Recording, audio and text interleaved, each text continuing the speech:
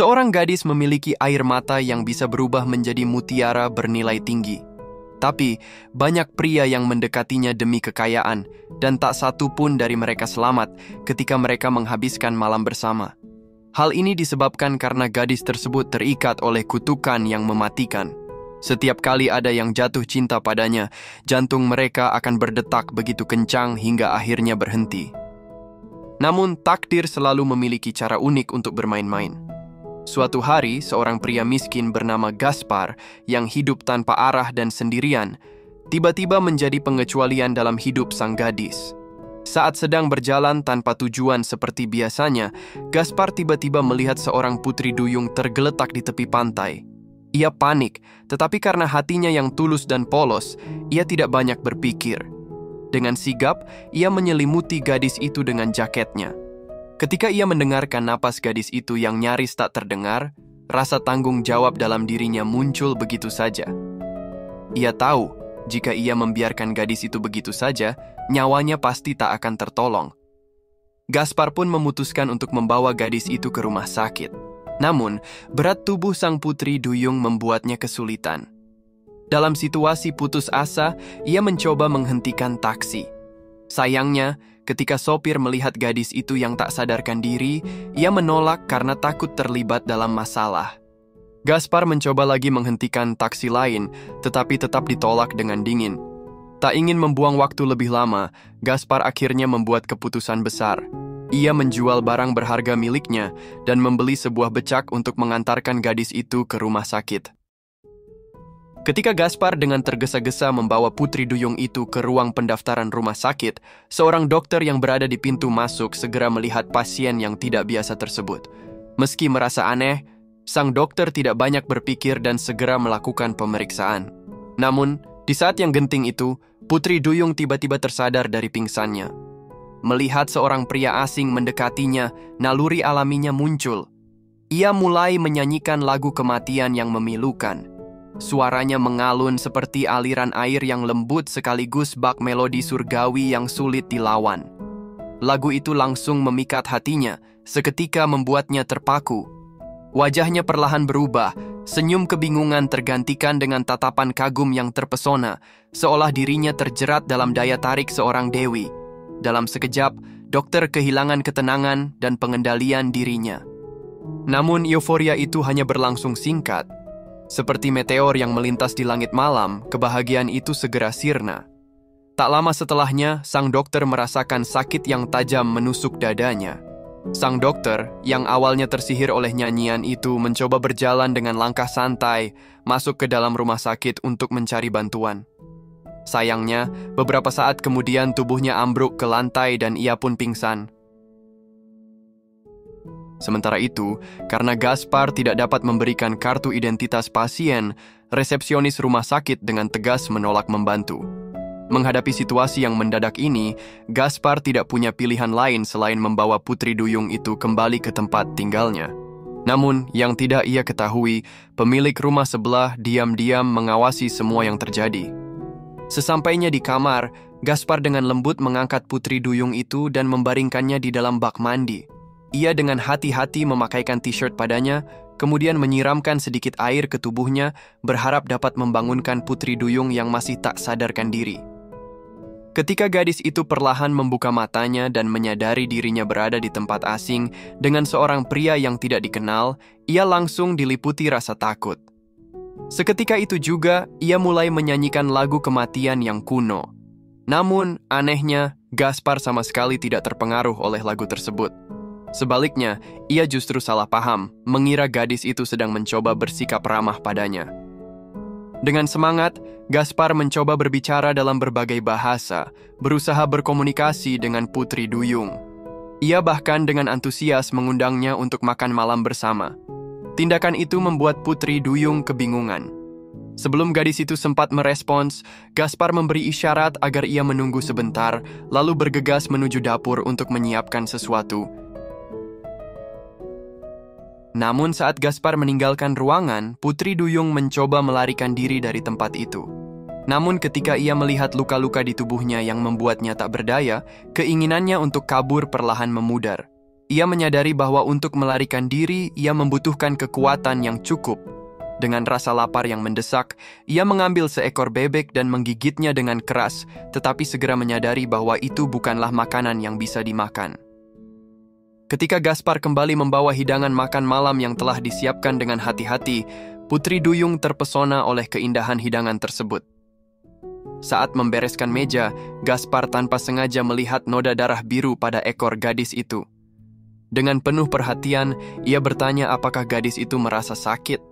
Tanpa ragu, ia mulai mencari gunting dan perban untuk merawat lukanya. Namun ketika Gaspar mendekatinya dengan alat-alat tersebut, Putri Duyung mengira ia akan disakiti. Dalam upaya melindungi diri, ia kembali menyanyikan lagu kematian. Namun, seperti sebelumnya, Gaspar tetap tenang. Bahkan, ia mulai ikut bernyanyi mengikuti melodi gadis itu, membuat suasana menjadi damai.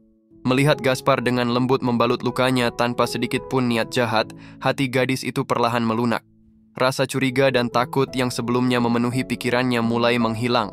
Dengan keberanian yang baru ditemukan, ia akhirnya memberitahu Gaspar namanya. Lula.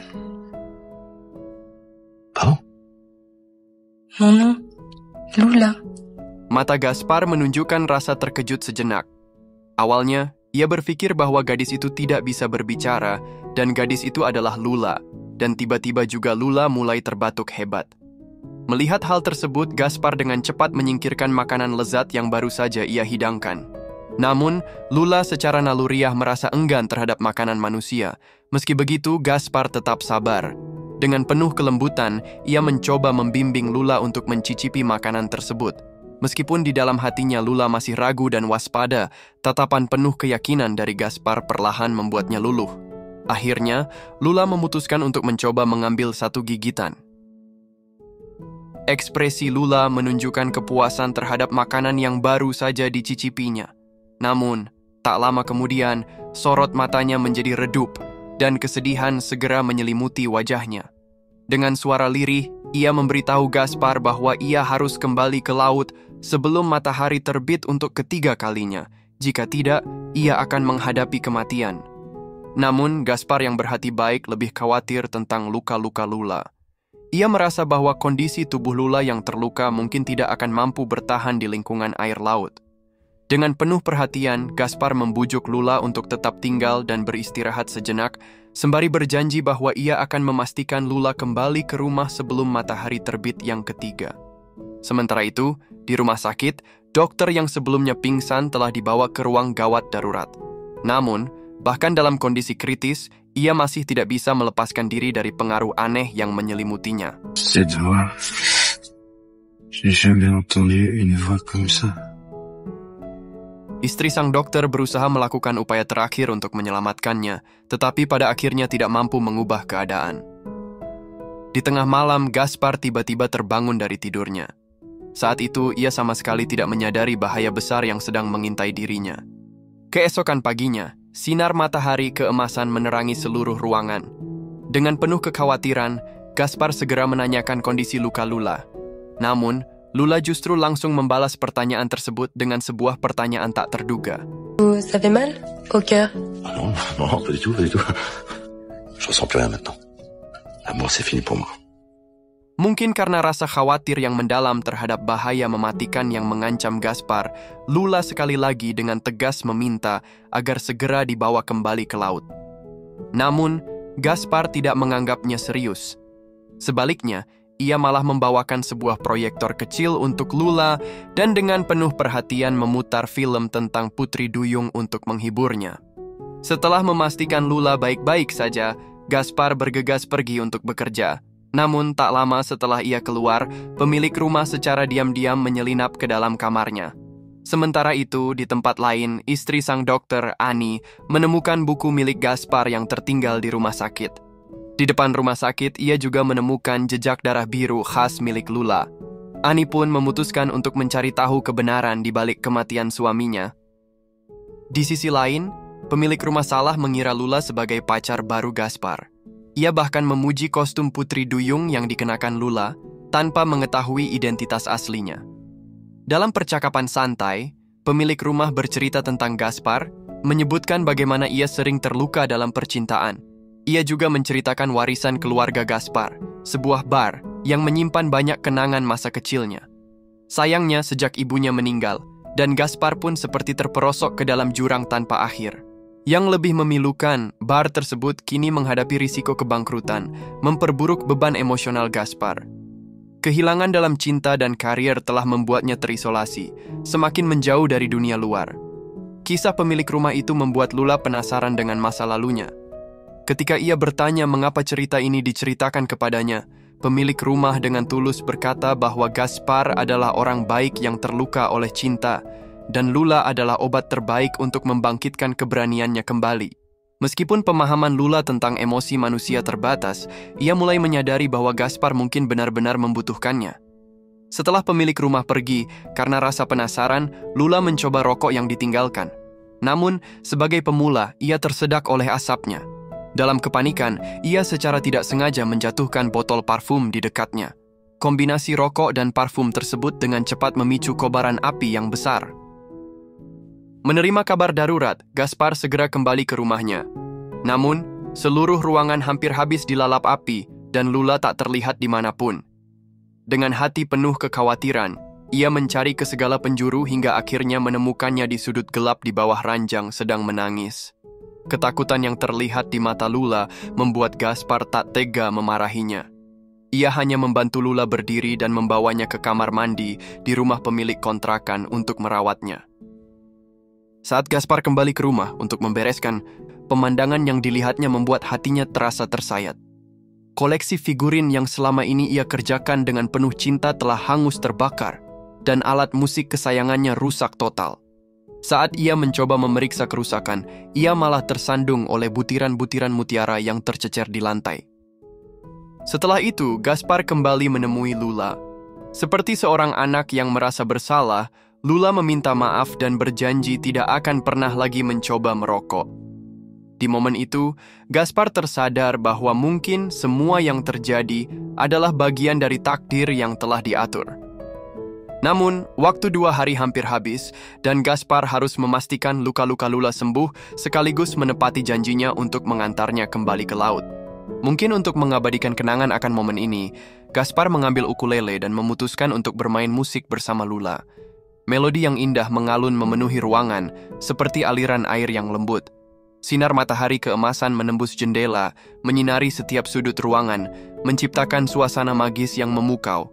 Dalam suasana yang begitu sempurna, hati Gaspar yang telah lama tertutup mulai kembali terbuka. Tanpa disadari, ia perlahan mendekati Lula.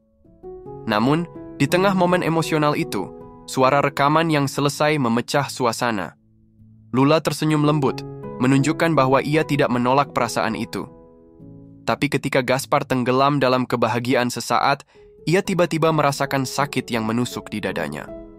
Lula menyadari bahwa Gaspar mulai memiliki perasaan padanya, tetapi Gaspar dengan tegas membantahnya.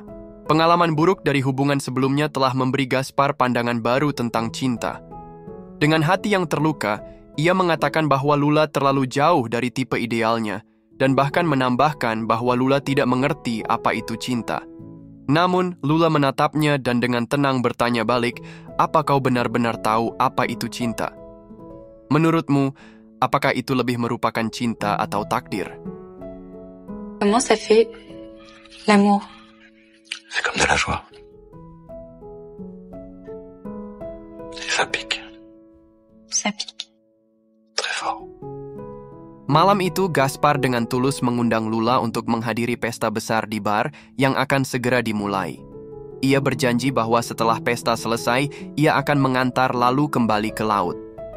Di saat yang sama, istrinya dokter melakukan analisis terhadap darah biru yang ditemukan, dan hasilnya sangat mengejutkan, darah itu berasal dari makhluk laut misterius. Mengingat berita tentang Putri Duyung yang baru-baru ini tersebar di media, Ani mulai membuat dugaan yang berani.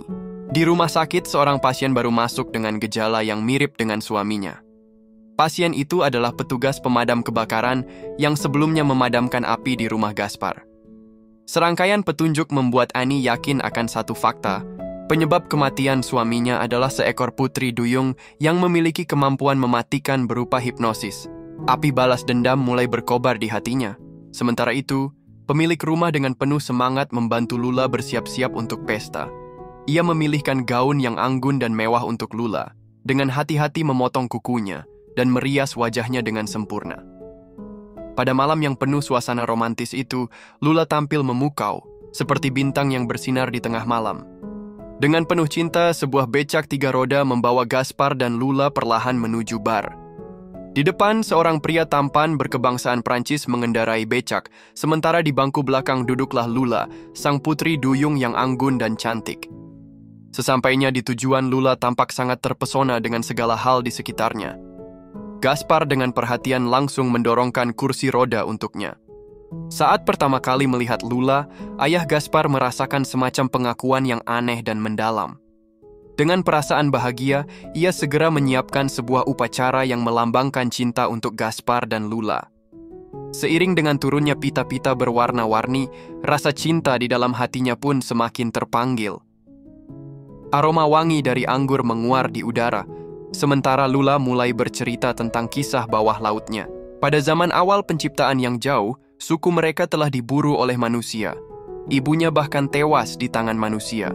Sebagai satu-satunya putri duyung yang selamat, Lula harus belajar untuk melindungi dirinya. Ia menggunakan nyanyian untuk memikat banyak pelaut agar tenggelam ke dasar laut. Lula merasa beruntung karena Gaspar tidak terpengaruh oleh nyanyian mautnya. Saat sebuah lagu yang merdu mulai mengalun, Gaspar memeluk Lula, dan mereka mulai menari ringan seolah menggapai bulan. Dalam cahaya lampu yang temaram, gerakan mereka begitu manis, dan hati mereka mulai saling mendekat. Namun, waktu yang indah itu selalu berlalu begitu cepat. Ketika bel tanda perpisahan berbunyi, malam pun telah tiba. Gaspar menggendong Lula dan membawanya keluar dari bar. Di dalam mobil, keduanya memainkan melodi unik mereka. Di bawah cahaya lampu menara Eiffel di Paris, mereka saling bertatap dan tersenyum. Meskipun tidak banyak kata yang terucap, perasaan mereka satu sama lain begitu jelas, seolah seperti cermin yang jernih. Gaspar kemudian membawa Lula ke akuarium laut, tak sabar untuk melepas pakaian dan terjun ke dalam dunia yang menjadi miliknya. Di tepi laut, Gaspar begitu terpesona dengan pemandangan yang indah itu, dan dengan tekad yang bulat ia melompat ke dalam air. Keduanya bermain-main di dalam air, seolah seperti sepasang ikan yang saling bergantung satu sama lain. Namun, saat api gairah mulai membakar terlalu dalam, hati Gaspar merasakan rasa sakit yang mencekam. Ia memegangi dadanya, berusaha untuk melarikan diri. Ketika ia hampir kehabisan napas, Lula tanpa ragu memberikan ciuman dan menyelamatkannya dengan oksigen darurat. Untungnya Gaspar hanya kehilangan kesadaran sejenak. Pagi keesokan harinya datang seperti yang dijadwalkan. Meskipun hati Gaspar penuh dengan perasaan enggan dan rindu, ia tetap membawa Lula ke tempat mereka pertama kali bertemu. Pada detik-detik terakhir perpisahan, Gaspar dengan tulus memohon agar Lula tetap bersamanya. Et si vous restiez vivre ici avec moi, je m'occuperai de vous. Je ferai tout pour vous. Je m'occuperai de vous, puis quand vous aurez le mal du pays, je vous emmènerai à l'océan, l'Atlantique. Meskipun mata Lula dipenuhi dengan air mata, ia tetap menekan bibirnya dan tidak bisa memberikan jawaban yang memuaskan kepada Gaspar, karena ia sangat memahami risiko yang terkandung di dalamnya. Namun Gaspar tidak putus asa.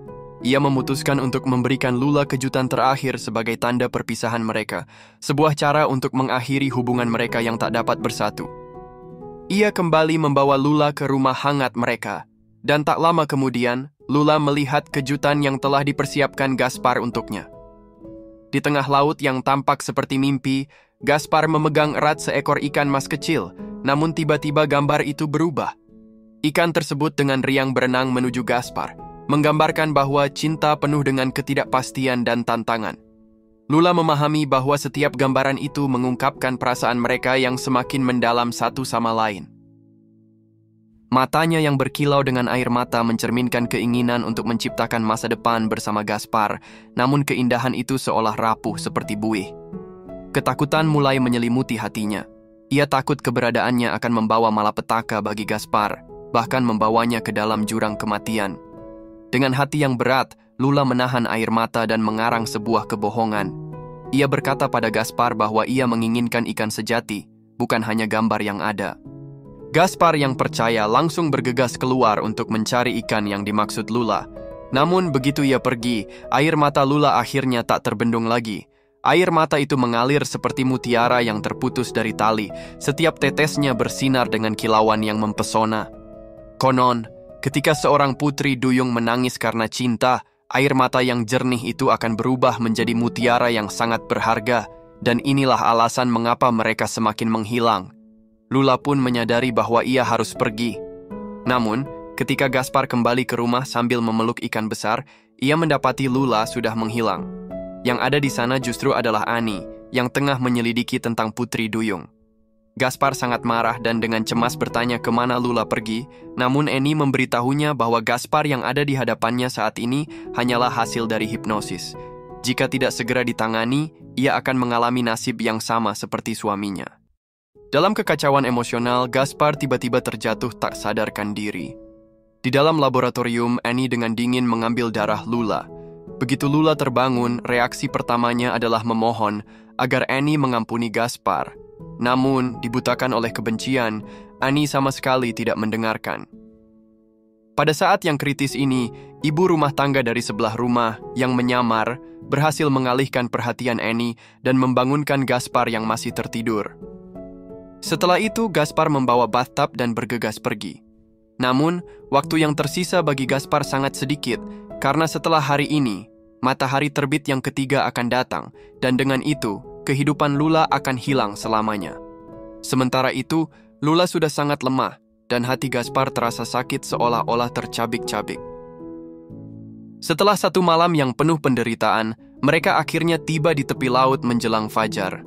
Angin laut perlahan menyentuh wajah Gaspar, namun tak mampu mengusir kesedihan yang ada di hatinya. Gaspar memeluk Lula dan perlahan berjalan ke dalam air. Pada saat ombak hampir menelan mereka, Gaspar melepaskan semua kesedihan di hatinya dan dengan tegas memeluk erat orang yang dia cintai. Ciuman mereka begitu terlambat, seolah ingin mengukir cinta ini selamanya dalam gulungan waktu. Setelah memilih untuk melepaskan orang yang sangat dia cintai, Lula seperti peri dari laut yang menghilang ke dalam lautan yang dalam. Dia menoleh dan mengingat wajah kekasihnya dengan seksama sebelum akhirnya tenggelam dalam gelombang biru. Setelah Lula pergi, rasa sakit yang tajam membuat Gaspar jatuh pingsan. Annie, yang mengikuti di belakang, menemukan Gaspar yang tergeletak di pantai. Ketika dia ragu apakah harus menolong atau tidak, wajah suaminya tiba-tiba muncul di hadapannya. Pada saat itu, Annie akhirnya tersadar dan dengan tegas menyelamatkan Gaspar. Berkat upaya tanpa henti Annie, Gaspar akhirnya sadar kembali. Namun, setelah perpisahan yang begitu memilukan ini, Gaspar merasa seolah-olah ada bagian dari dirinya yang hilang, seolah-olah jantungnya sudah kosong. Untuk mencari kekasihnya yang hilang, Gaspar menukarkan mutiara dari air mata Lula dengan sebuah kapal besar. Maka, dia memulai perjalanan melintasi lautan luas. Di tengah perjalanan yang penuh ombak dan angin, dia percaya bahwa Lula sedang menunggu di suatu tempat yang tenang. Meskipun waktu berlalu, namun kenangan yang kau beri padaku tetap abadi, seperti gambar yang terlukis di langit malam, seperti bintang yang tak pernah padam di langit. Semoga kita masing-masing menempuh perjalanan hidup kita, namun dengan hati yang selalu membawa doa terbaik untuk satu sama lain. Semoga cinta yang tulus ini tetap bersinar dan menerangi jalan kita sepanjang waktu hingga selamanya. Yeah, I'm about to fade away, cause every time I wake up I feel like it's Monday. Something's going wrong with all the chemicals up in my brain. All of a sudden I don't look at anything the same way. Gotta build up of my thoughts sitting in an ashtray. I'm sorry that I'm so inconvenient, okay. Just let me be me and I'll stay out of your way. I can see the way you look at me, I'm such a disgrace. I never really asked to be brought into this place. You wanna love me? Well then baby I have a taste. All the highs and the lows, no you'll never be the same. I don't really wanna hurt you but I can't control the pain. If you're sticking by my side, maybe we could be okay. Okay, maybe you could be the change I need today. I promise that I've never felt this way. I really hope that you will choose to stay through all the pain. I know you told your friend you're not okay, and tell me what's wrong.